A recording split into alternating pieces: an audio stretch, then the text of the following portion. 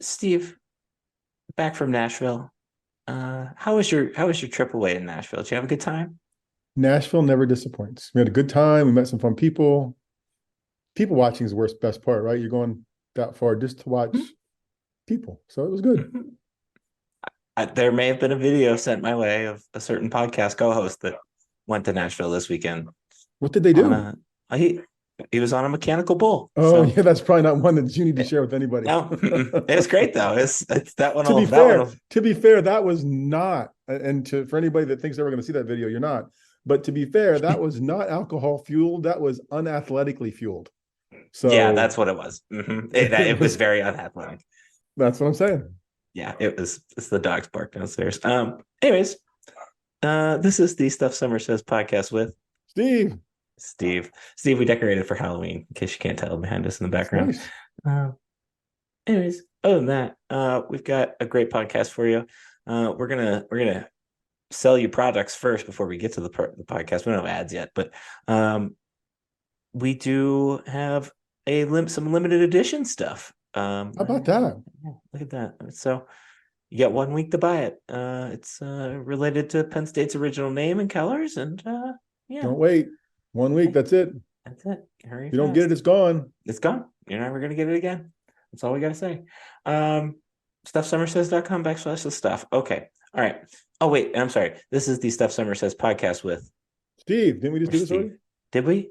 I think we did it twice now. Okay. The There's going to be dogs are some people barking. shaking their head. You got the skeleton behind you. There's going to be some people laughing at their radios and listening and thinking, "What's going on?" I'm just thinking about you on a mechanical bull. Let's see which loyal listener sends the text to Darian first about 2 introductions. That would be great. I think I know which one it'll be. I think I know which one it'll be. All right. Anyways, on this week's podcast, we are joined by Rich Scarcella of the Reading Eagle / a bunch of other places because it branches out. But for a great interview, I have never really had a conversation with Rich. Everybody tells me he's the nicest guy in the world, and let me tell you what, he is the nicest guy in the world. So some great stories in there. Take a listen to those, and we'll be back after this. Steve, we I think we set out a poll. It was over the summer, and I think the man that joins us tonight was our most requested guest Look at on the that. We're podcast. serving the listeners and viewers. That people want to hear from this man. It's Rich Scarcella of the Reading Okay. Eagle. Rich, how are you? I'm good, guys. Thanks for having me. But you just Yeah. made me laugh. Hey, I think it was sincerity that people I don't wanted think to hear anybody had from their you. thumb on the pole. We're not that No, organized. So. no, Okay. trust me. Yeah, there's no secrets going on here. Rich, you, as I mentioned, we'll focus in more so on your career, your story. We probably won't we'll touch Penn State football, but we won't really touch Penn State football this season. Okay. More so overarching.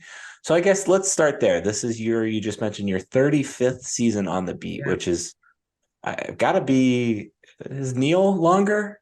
Well, Neil is longer covering Penn State. That's all I'll say. Okay. We'll get into now. Neil has covered Penn State. I covered Penn State when I was in Hazleton, my hometown, from 81 to 85. I did a lot of home games, but but with on the beat itself on a daily basis, it's 89 with the Reading Eagle. Okay. All right. So I guess let's start there. 35 years, that is longer than I've been alive. So Oh, what thanks. you're Well welcome. played, You're Darian. welcome. That's good. What keeps you coming back every year? Oh gosh. Um, I don't know. That's a you know what? That's I haven't had much time to think about it. I mean, I like the people on the beat. That's a big part of it. I said this earlier this year at a banquet. A lot of the people that I cover Penn State alongside, um, they've been my friends for some have been my friends for 35 years, like Neil, like Mark Brennan. Um, Others 20, 25, 30 years. And I like being in their company. Um, that's a part of it for sure. And I've had a lot, I've had a couple friends who have passed away who are on the Penn State beat. But also I like, I didn't go into this cover in, taking the beat in 1989, like, oh, I'm going to be on it for 30 years or 35 years, whatever. It was open, and it was we used to cover a lot of different things, a lot of pro sports, a lot of various things I don't need to get into, but it was open, and I was like, this is great. I could do this. And sort of, I like I like the one game a week. I like that every game is important. I love writing about people. That's my greatest passion, is writing feature stories about people. I mean, I've written in the last year, going backwards, Nick Dawkins, Journey Brown, um, Adisa Isaac, and Theo Johnson, and they all have different stories to tell. And they were gracious enough to give me their time and to share their stories with me. And that's what I love to do the most. With that, I want to ask there specifically, because we hear that a lot from really anybody that in your type of position that we have on, is it's about the people and covering the people, telling those stories. I feel like when I read your stuff, that is your strong suit. Why, what makes a good feature on a person? What in your mind are the essentials when writing that story, so to speak? Well, as I got older, I realized everybody has a story to tell. Everybody has different things going on in their lives. And the thing that I've learned to do is keep my eyes and ears open when these things show up. Or, I'm not looking like, okay, I want to dig into that. But like the Journey Brown story, for example, it was on my mind since his retirement. And I wanted to give him room. I was hearing he was having some difficulty with it.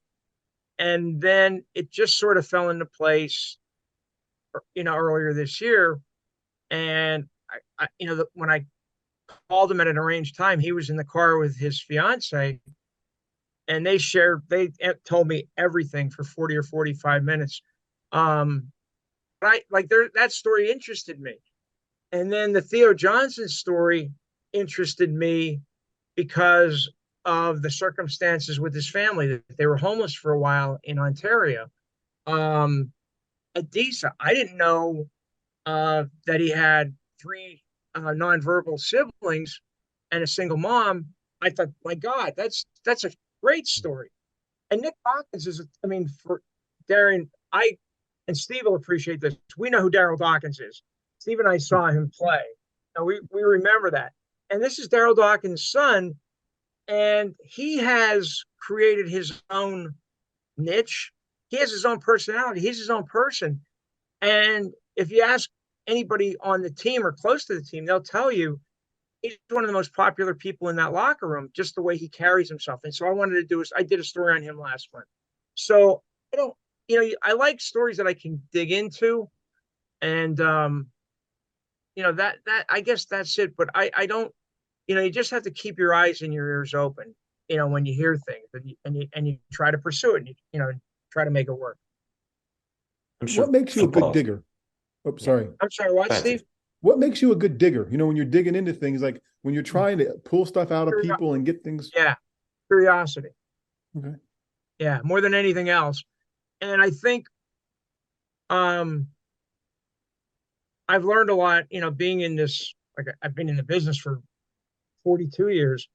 I've gotten better and better and better, and I hope I can continue to do better at asking questions and to be sympathetic in certain situations, and to let people talk instead of interrupting them. And don't let them, don't make a statement and then ask them a question. Like, just, like, go into it like, I know this much, but I don't know everything. And because I don't in a lot of cases. And I think that works. Digging is a lot easier now, Steve, with the internet than it was in 1989 when I started covering the team. I mean, the first feature story that I remember that I did, the first one, but it was received well. Brian O'Neill was a fullback in the early 90s for Penn State. And he moved in with Mike Mathis, who was an NBA official, and his family, because he was friends with Mike Mathis's son. And I was able to do a story on that. That was, I think Brian's last season was 93 at Penn State. So that, like, I don't know how I found out. I just maybe read it somewhere just by dumb luck or something like that. And then I followed it up and did a story on that. How long will one of those notes, if you get it, like, do you have some notes in your back pocket now that have kind of been sitting there for a while and you're just perking? Like, how long is the longest one? I don't know if I want what it is, but how long is the longest one been sitting there? I have two stories that like I want to get done right now this season, and I'm getting text from somebody about one of them right now as we speak, and I want to pursue that. I don't know how good the stories will be, but like I heard one of the current players on this team say something during an interview, and nobody really followed it up. And then, like I'm trying to get him. I'm trying to get an interview with him that I can follow it up. That's all I can say. I don't want to say too much more than that. Okay. And there's another one. Like I I won a Football Writers Association award last year, but the story was written in 21. Because it was the 20th anniversary of Adam Taliaferro's walk into Beaver Stadium. And Adam was so cooperative. And I wanted to do that. I wanted to do it because I talked to him and I talked to Dr. Wayne Sebastianelli. And I thought, this is interesting. I thought I was going to have to talk to Adam's dad or maybe somebody at the McGee Rehabilitation Hospital. But Adam and Wayne, and then I did talk to Tom Crowley. That's right. I forgot about that. But they gave me so much. I didn't have to go and ask or pursue any other interviews. And it was great. And the football behind me, that's the award I got from the football writers for it, a first place award. I was thrilled to death. Very cool. When you are, I think the other thing that I enjoy about your writing, Rich, is you simply put, you have good columns. I enjoy your columns. I think that is something that when you write those, I always stop and make sure that I read them. Kind of along the same lines, but what makes a good column? In what in your mind, how do you make sure you don't go over the top, but have a right sentimentality to it? Okay, yeah, I think if you've read multiple columns of mine, you know I don't really go off and take hot takes. Like I'm not one of those, jump and take, one of those guys.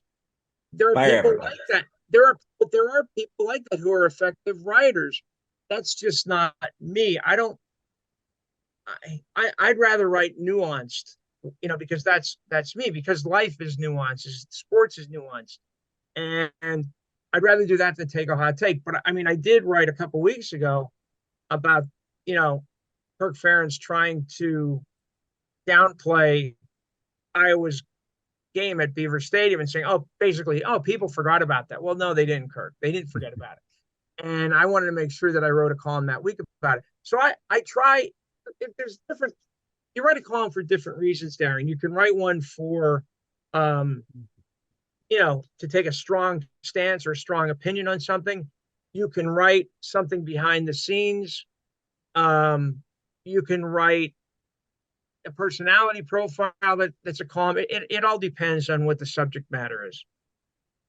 Makes a lot of sense. That makes a lot of sense. I want to ask specifically, you have, as we mentioned, you've been on the beat really through all three of the core head coaches of the last 50 years. Mm-hmm. What is the, kind of compare, contrast the three of them, between Joe Paterno, Bill O'Brien, and James Franklin? What has it been like covering them? And oh boy, that's good stories. Yeah, well, I could tell you a lot of stories, but I'm not going to. I know I was fortunate, very fortunate, to cover Joe from '89 to 2011, and he had his Friday night reception before every home game. I made almost every one.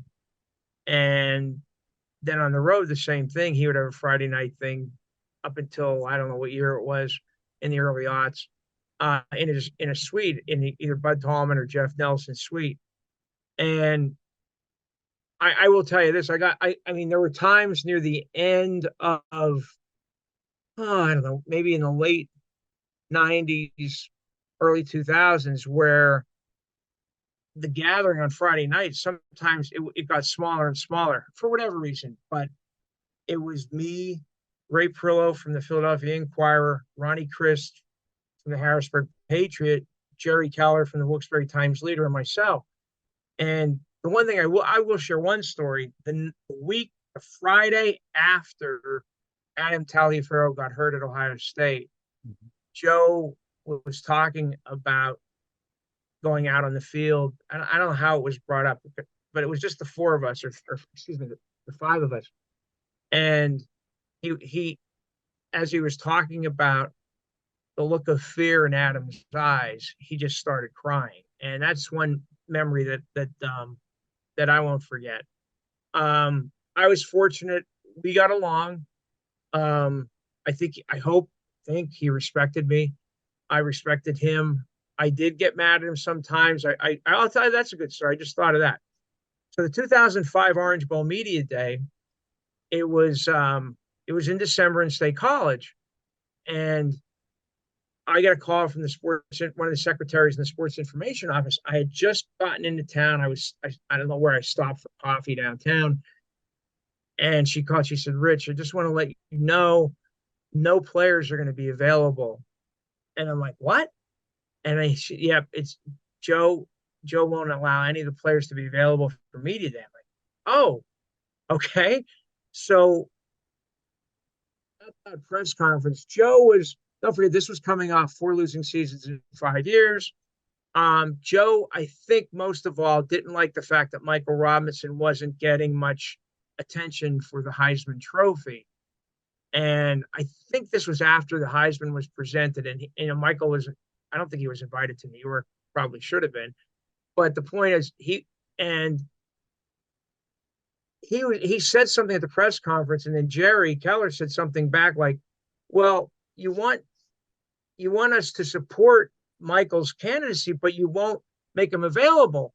And he got really frustrated. And there were people from Florida who covered Florida State who made the trip up to interview players. And, Joe just, he could be stubborn, and he was. So I wrote a column pretty critical of him, probably as critical as any column I wrote about him.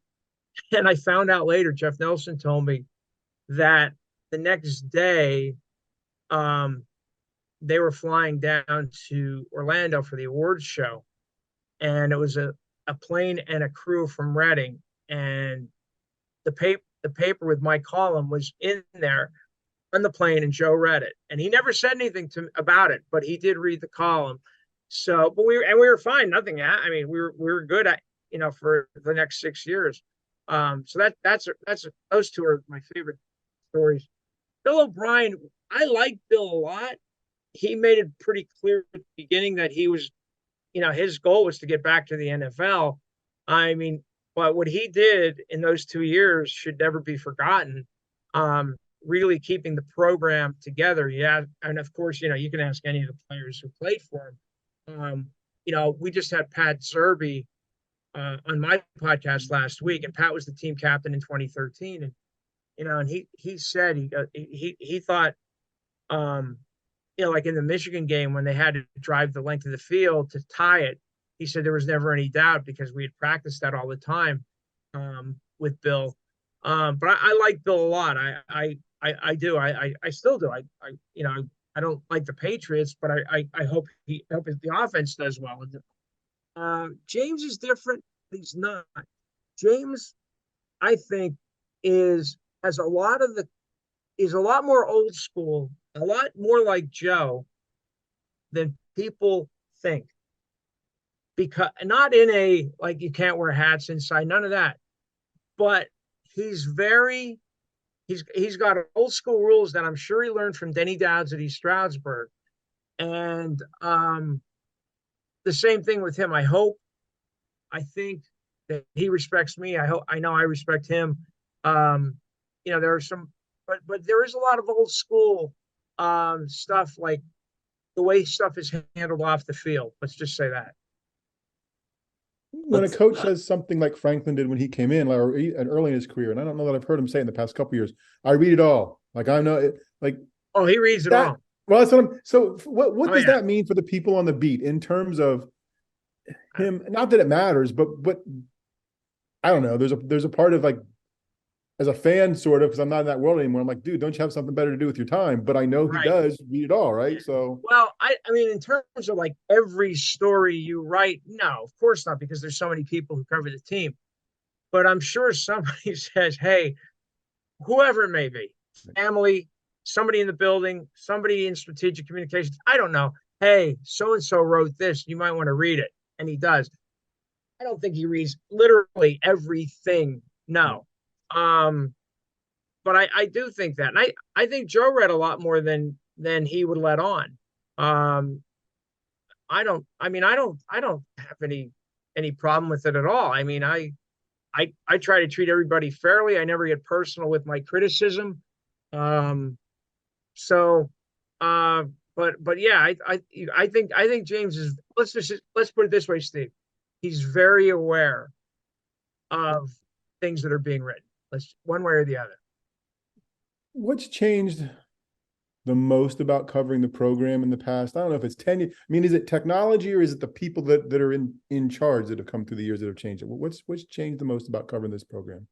Well, there's a lot. I mean, don't forget when I started, I was a kid, and I looked up to people like Ronnie Christ and John Kunda and Ray Perillo and so on. Um, you know, I what I try to do, I mean, because I like people, um, I try to get along with everybody on the beat, young, old, whatever, and I really respect a lot of the younger people, younger than me, considerably younger than me, and the job they do. Uh, but it's it's different because of social media, of course. It changes everything and things are more immediate. I mean, I don't, I guess when I started on Twitter and now X in '09, during games, I'd put up something after every play. And then I realized this is stupid. And there's so many people doing that. And, I've cut back on that part of social media, but it has changed everything because everything's more immediate. People are putting up videos, the entire video of a press conference before my story's filed because it's you can do that quicker than writing a story. So that's changed. I don't. I mean, I can't say. I mean, I get along. I got along with Bud, Tom, and I got along with Jeff, real well, and I really like Greg Kincaid and Chris Peterson. I can't say anything's like changed when it comes to that. There's practices are more open now. You get even if it's for 15 or 20 minutes. Um, the accessibility is okay. It's not. We used to get I don't know how many people on phone calls during the week. Well, that's cut back now, and they're not. Penn State's not the only place that has done that. I mean, there are some schools that only allow you to talk to 3 or 4 players a week. Um, so, but overall, it's really the immediacy of the news flow and looking at my phone a lot to make sure that I don't miss anything. Do you feel like kind of with that immediacy, you hear feedback both good and bad sooner than later, or Yeah, I mean, I used to get, I don't know, I guess, when Penn State's doing well, you don't get much feedback because people aren't as angry. So, but, but I got a letter after writing a column last week, criticizing James Franklin and Manny Diaz too, by the way, which is just, that tells you a lot about the person who wrote the letter, um, anonymously, of course. But I think, you're right, Darian. I mean, you do get some like feedback during the game.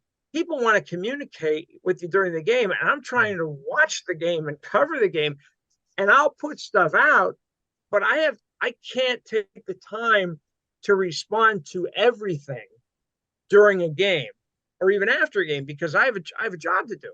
So there are people, and this isn't a criticism, but there are people for some publications and some sites, that's what their job is to do, is to communicate with the fans during the game. I mean, I understand that, but I can't do that. I have to do my job.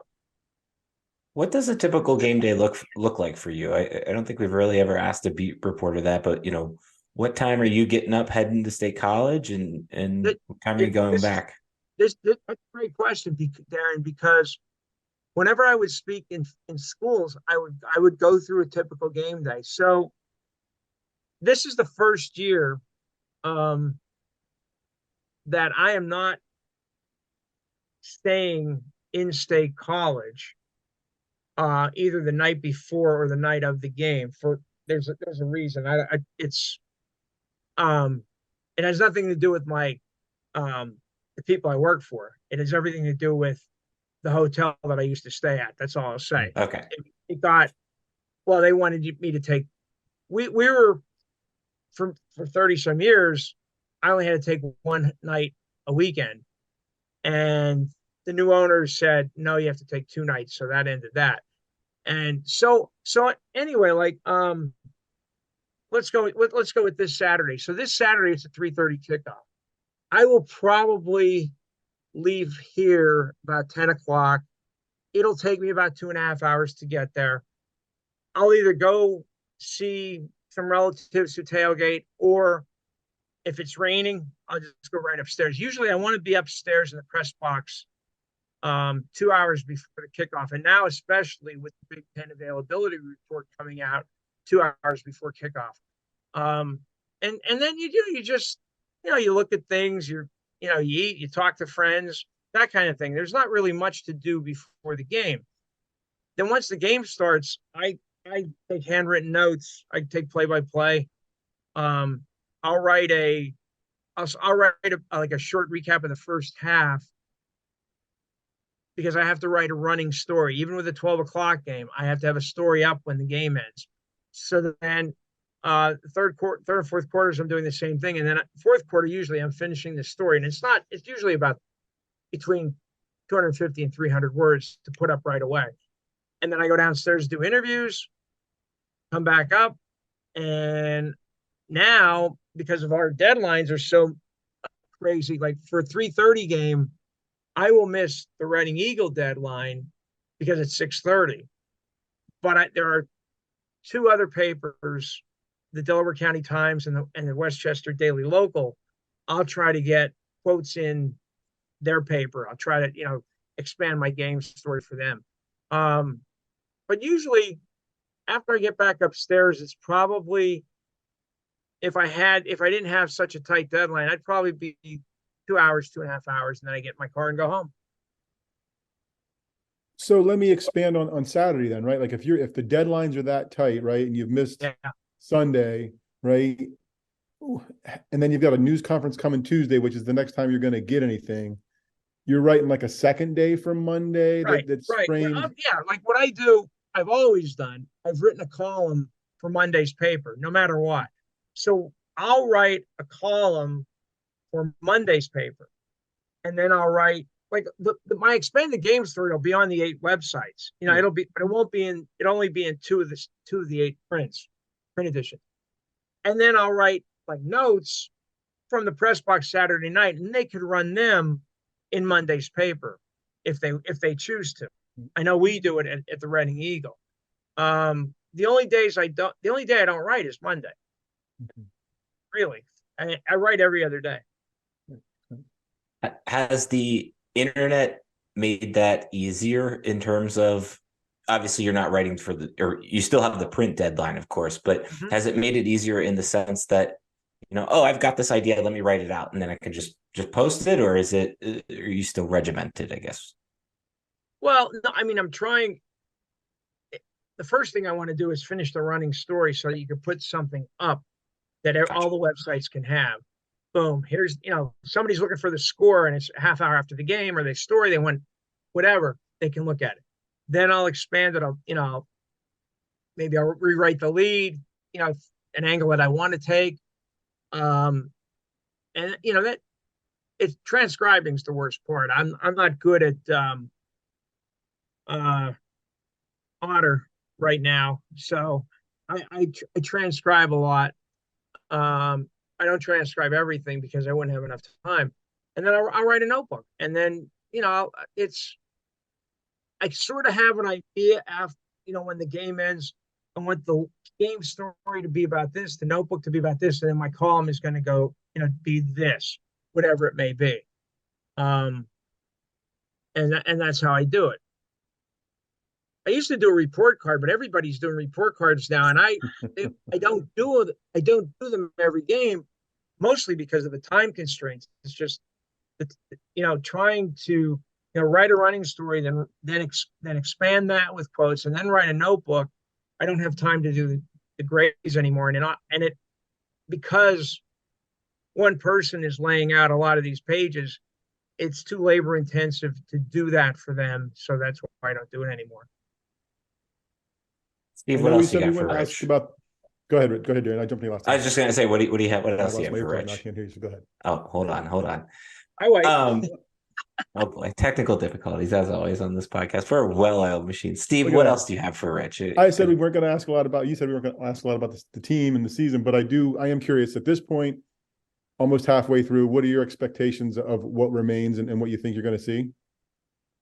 I picked, like a lot of the guys on the beat and women, picked 11-1. I didn't know who they would beat and who they would lose to. After watching the Maryland-Ohio State game Saturday, I think Penn State is more than capable of beating Ohio State. Not sure about Michigan, because Michigan has that power running attack, and a very good defense. They haven't been tested yet, so it's hard to get a grasp on Michigan. And Michigan won't be tested until playing Penn State, because they don't play Maryland until the week after they play Penn State. They have a tough finish: Penn State, Maryland, and Ohio State. It's not going to be real easy. I mean, the defense has just been ridiculous. I saw stats an analytics guy had, and I'll read it to you. 78% of Penn State opponents' drives have not crossed midfield. Wow. Have not crossed midfield. Yeah. 87% of opponents' drives have not scored. They're non-scoring drives. 75% have been 25 yards or less. I mean, they're crazy, crazy numbers. And Manny's doing a great job, and they're deep, and they're athletic, and everything. And I expect that to continue, and I think they're going to get better and better as the season goes on defensively. And I think offensively they're going to get better. I think it's important that Trey Wallace comes back this week, and gives Penn State a second wide receiver with Lambert Smith. I think that's going to help the offense a lot. And I don't think we've seen the best of the two tight ends yet. I think I have a feeling we're going to see a lot more of them these last 7 games. And Drew Aller, I mean, geez. I mean, the fact that he's yet to turn the ball over is astounding to me as a kid making his first 5 starts. Trying to think of the right way to phrase this. You have said you've been on the beat since '89. Is this closer to the best defense you've ever seen, or closer to the best quarterback that you've ever seen? Oh, best defense. Okay. And it's no knock on Drew. This is, I think I wrote that, I think in my progress report, I think it might be the best secondary that I've ever seen at Penn State. They've had some good ones. They've had some great players, but the depth in the secondary, I can't remember anything like it in my 35 years since 1989 anyway. And defensively, I mean, it's only 5 games in. They've got at least 8 games left, but I think it has a chance to be the best defense that I've seen in 35 years. I won't go that far yet, but I will say it's definitely the defense is definitely closer to the best I've seen. I think Aller, he's far from a finished product, and I also he doesn't make mistakes. It's and not just the turnovers. He's rarely he's on time almost on all of his passes. I've seen some. I saw Kerry Collins. Kerry's from our area, and Kerry was terrific. This kid, let's see how the next year and a half goes, but he has a chance to at least match um the way Kerry played, and especially in 94, but like 93 and 94 for sure. All right, Rich. This is your moment to plug. Thank you for joining us, but this Oh, is your moment to tell people where they can find the word of Rich Scarcella. okay, Darian. It's the Reading Eagle. Okay. It's the Allentown Morning Call, the Okay. Trentonian, the Pottstown Mercury, the Lansdale Reporter, Norristown Times Herald, the Westchester Daily Local, and the Delaware County Times. On X, I'm at Nittany Rich. And then we also have Bob McCool, who's a local broadcaster, good friend. He and I have a podcast called Nittany Extra that we record every Thursday morning, and that's up on YouTube and all the other, Apple podcast and all the other ones. But thanks for that. All right, great. Well, hey, thank you for joining us. This was great. I feel like I'm glad that we finally got to have a conversation. I've been looking forward to this, so thank you for spending some time with us. Thank you for inviting me. I enjoyed it. Thanks, Rich, very much. Steve, as I mentioned before, the podcast interview, one of the nicest people we've ever had on this podcast. Also, some of those stories about, especially the Joe Paterno years, that was I wasn't expecting those, but man, those were good. Those were good. Really neat to hear his perspective on things, because I think, when you watch this much Penn State football, you see how much the program has changed. And really, this is the last 35 years that he's covered the team have been the bloom era of Penn State football, so to speak, I would say. Just a all around a man that I would want to spend. We could have spent an hour having a conversation with him, and that wouldn't have been enough time. No, he's a good dude. His experience came through, right? And as much as the industry has changed, I think his approach is timeless, right? Tell good stories. Good stories about people, and I think when you do that, you serve readers, and that's always my guiding light: serve readers and make them better informed or better engaged. So yeah, I think it was great. Glad he shared some stories. I think it's great to hear his perspective about what his job looks like on a daily basis too. I was just going to say that I think that's one thing that people often forget about is sometimes the beat reporters are the last people, truly some of the last people, if not the last people, to leave Beaver Stadium. They obviously have a cool job that they get to cover Penn State football, but it's a long day, especially those night games. They're, some of them are driving back after the game, and they're not getting home until 4 or 5 in the morning type thing. And I think, I don't know, not to get on a soapbox, but I think that does go undervalued, and makes you appreciate the beat that Penn State has and the coverage that you can get as a Penn State fan, because you're not going to get that everywhere. I think.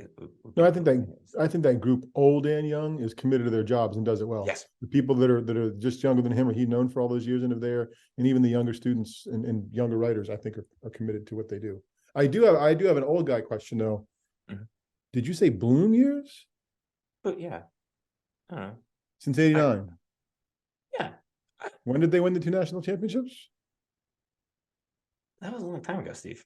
Okay, all right. Let me back up this. I'm just it didn't all start with you, is all I'm saying.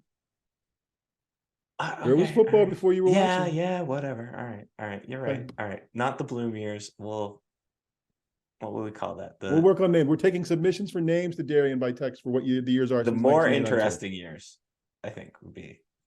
I don't know. We'll see if it's the same person who gets your response. Sports media in the time that he has covered Penn State football has exploded. You can now watch every football So it's game. about the sports media is blooming, not the Yes. Penn State football program Yeah, is yeah. booming. I guess I put that in bad phrase. Okay, that's fair. That's okay. All right.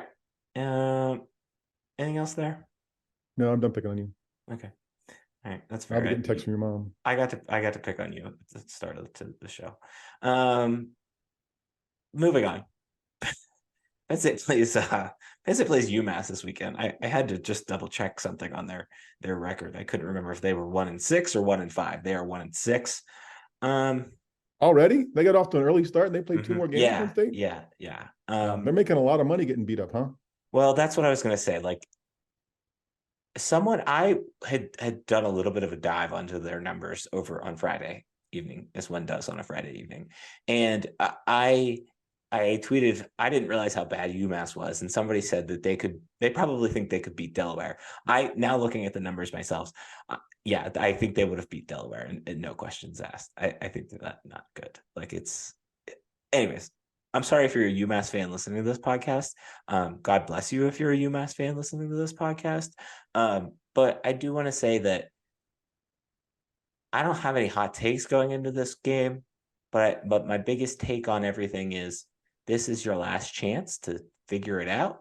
Not that things haven't been figured out, but if you want to try to make sure that you can do that thing or this thing, now's your time to do it. Speak now or forever hold your peace. Okay. That's all I gotta say. Yeah, for me, it's stay healthy. Nothing stupid. I mean, at this point, I don't know if they're putting anything else weird on tape for anybody else to see. This is the game that the Penn State fans have complained about Alabama and them playing in the past against they only play 8 conference games and they always have a couple of cupcakes. This is the cuppiest of cupcakes. It's homecoming weekend. People are going to be back. They're going to enjoy the parade. They're going to straggle into the game if depending on how wet they are after tailgating, if they straggle into the game, but people will because they're back for it, right? Yeah, it's. I mean, I guess as a coach and a coaching staff, it's about continuity and mentality and approach and being as sharp and precise in this thing as you want to be in 2 weeks, right? So I think that's important to see from their perspective, right? The crowd is not going to be what it was for Iowa or West Virginia in terms of vocal, and it's just probably just not. I mean, if the Penn State fans do that, God bless you again, because you're always surprising me. But I think it's about that. It's about those kind of things. It's about being sharp and doing all the little things you're supposed to do. I think this might. Well, I think from that perspective of the fans, it's obviously homecoming, but I think this might be the least interesting homecoming game I can certainly remember in quite some time, maybe ever. So I am interested to see between that and then the pending weather, which appears that it might be rainy again, how many people are going to still show up, how many people still want to have a reason to come. I don't know. I think my generation, let's get into like a side old guy, young guy here. I don't know if homecoming means as much to my generation, or maybe it's just me because I go to so many football games as it does maybe your generation. Would you agree with that, Steve? Yeah, and I think on a couple different levels, it's more than the football game in some ways. Penn State was smaller when I was there, not as small as it was in the generations before me. And the parade and the homecoming court were a thing, right? I mean, it was almost like a high school thing, even though you were at college, which made the big place seem smaller. I think if you look at who's attending the parade, people involved in the parade are still the college kids with the floats and the groups and whatever else. But I think it feels like it's a smaller percentage of people who are of that age watching it, because that's not their thing. It's younger families on campus. It's alums downtown. And so, yeah, I think that piece of it has changed, which goes to the game. And I think it's the folks younger than you who are going to make a decision whether or not to enter the stadium on Saturday, right? It's the college kids who say, oh, it's 50 and raining. No, thank you very much. It's not the whiteout. I'm not that excited. And I think, the East and West upper corners there where the students are, even though it's a 3:30 game, will probably be slow filling or early leaving, one or the other, whatever happens. Yeah, I was just thinking about that this week, kind of just putting that in perspective. And maybe it's just nostalgia. Maybe my generation hasn't hit that age yet, but I do feel as though for people of your age, homecoming means something a little bit means more, I guess, than for my current generation. Um, I want to also just kind of take a hot second. We're at the midway mark of the season, so to speak. This will be the sixth game of the year, assuming Penn State, a 39-point favorite, wins. Are they where you think they should be? Or do you think about where they should be, or a little bit behind where you thought they would be at this point, but a little bit ahead of where Penn State was going to I be? think they were where I thought they'd be. I mean, Rich mentioned 11-1. I think I said 11-1 and didn't have them making the playoffs, which you weren't quite sure how that was going to work out. And I'm really not sure how that's going to work out. But I think my one right now that's a question would be Michigan. I mean, the Ohio State team that I've seen twice, decent portion of, I feel Penn State's better than they are, at least of what I've seen. And I know that may be different 2 weeks from now when they play. So yeah, I think the defense is just super. And it's hard for me, again, back to the Penn State offenses of yore, when it was just enough to win and you were happy to score enough points to win. And they're doing better than them. What, 30 some points a game for how many games now? 10, 11. So they're, yeah, where I thought they'd be, maybe a little ahead even. Yeah, I've been trying to think about that and reflect on that lately. And I'm not sure. I really am not. I think defensively, yes, 100%, they are far ahead of where I thought they were going to be. I thought they were going to be good, but I didn't think they were going to be this good. Rich mentioned it as well. I just don't know if I can ever remember a Penn State unit coming together the way this defense has come together. You can't find a weak spot. And even at line, which we thought was going to be the weak spot, they have answered those questions. And then they've also found ways to work around that schematically as well. I think the offense, I think people are rightly anxious about the fact that there haven't been the explosive long runs, maybe some deeper throws.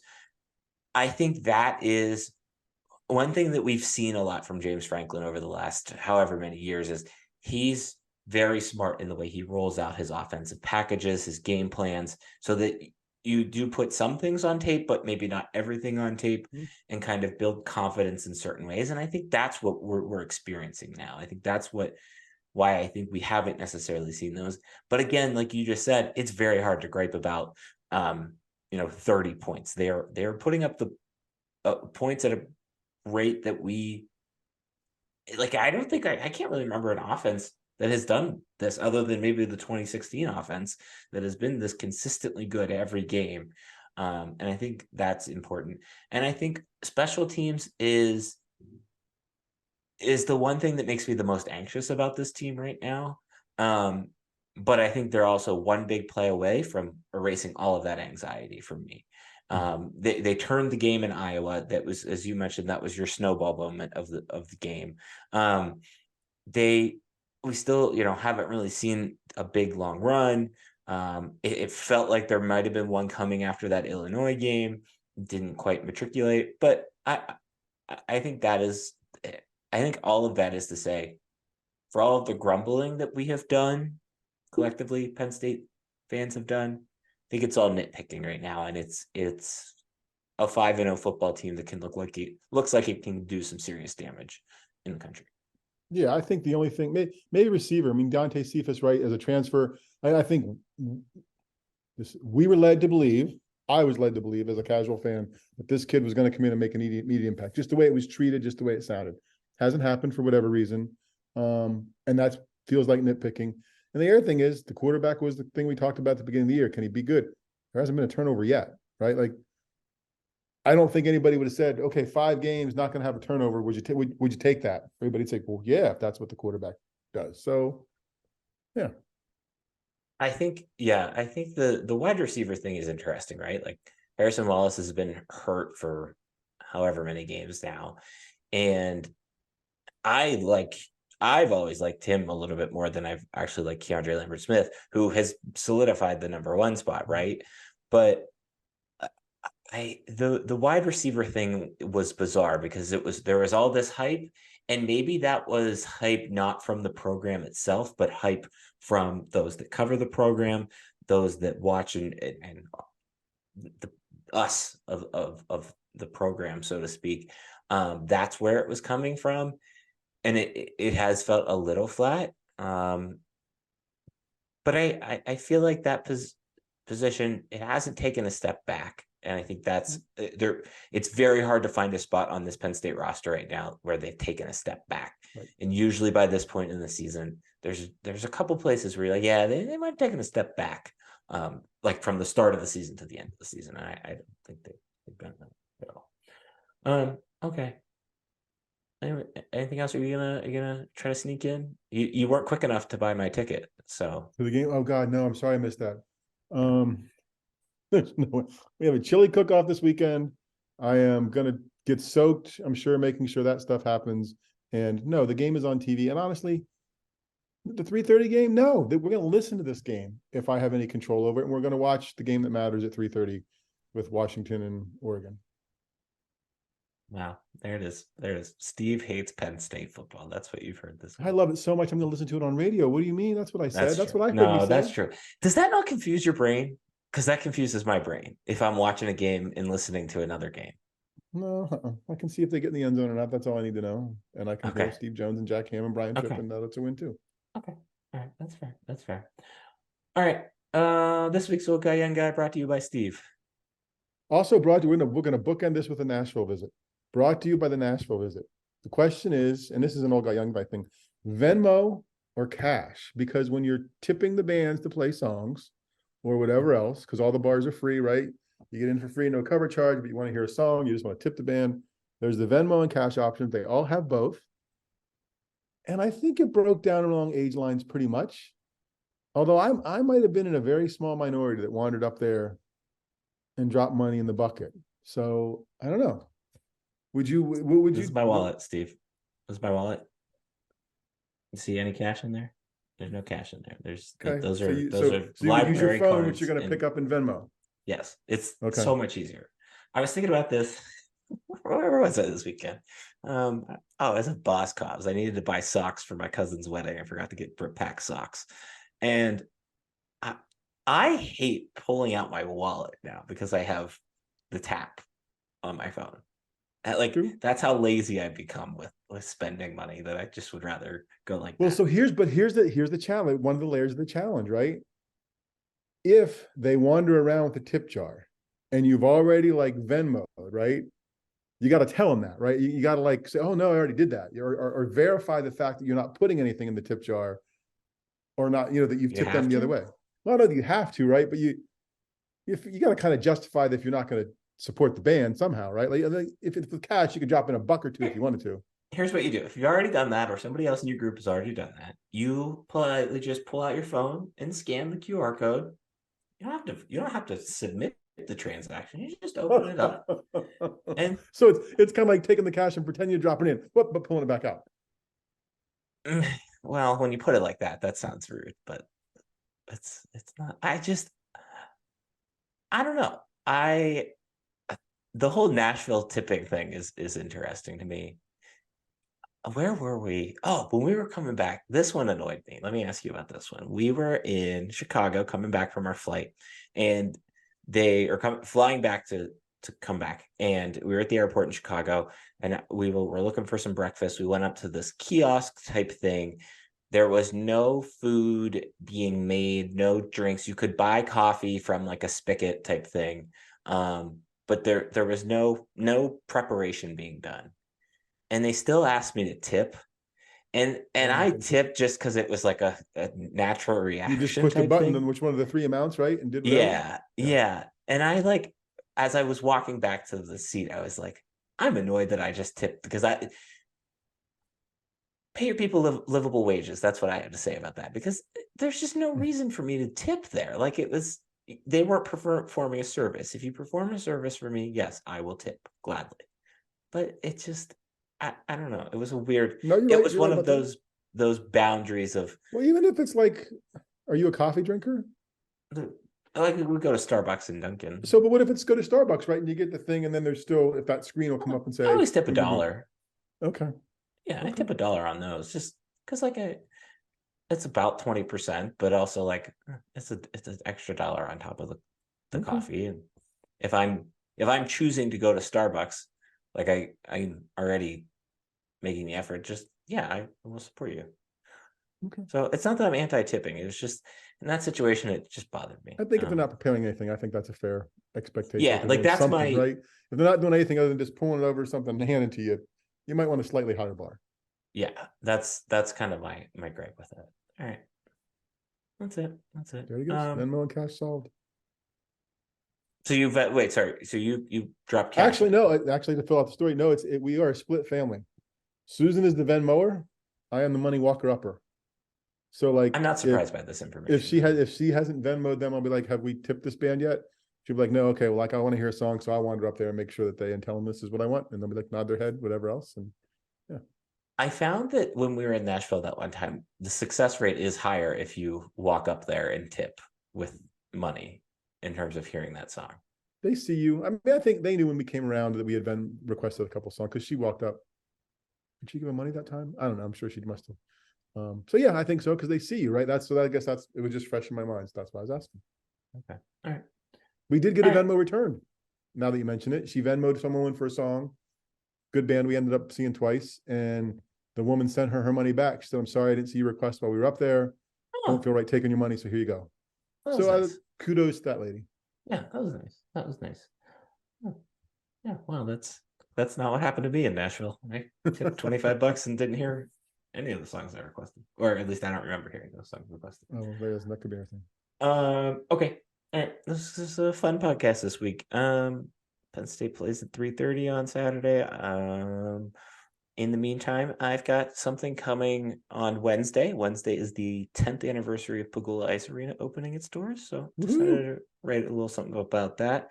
I think we're going to do a newsletter later this week. So that will be fun. Something quick there. Then we'll have, our normal stuff along the way. Speaking of stuff, we've got limited edition stuff. Limited edition time to get some stuff. Buy the stuff. Sometimes it's hard to believe for Penn Staters. Sometimes blue and white doesn't match everything. Pink and black always matches with stuff. So if you're looking for something to wear. Well, and that's why I made it gray, because it's like you don't need to wear it to every game. If you wear it to one game, that's great. And if you don't, But it's just that way you got a gray hoodie, a gray Penn State hoodie. I don't have that many of those. I've got blue, got white ones, not many gray ones. See, we do extensive market research here at StuffSummerSays.com. And got to ask the right people to get the right answers. Yeah. So you can buy the stuff there, StuffSummerSays.com. On that website, there is a part for Steve called with Steve. Steve's got an email. It's Steve at StuffSummerSays.com. I've got an email. It's Darian at StuffSummerSays.com. 5 stars, thumbs up, all of that. We do appreciate all of those. And I don't want to sound like one of those needy people, but leave some comments. I like talking with you. There are a couple people left some comments on our last YouTube videos, and as long as you're nice about it, let's have a little conversation. It's fun. That's what we do this for. Other than that, we got Twitter handles. Mine is at StuffSummerSays. Steve's is at Steve Samsel. Going once, going twice. Sold to the skeleton over here. Oh wait, over here.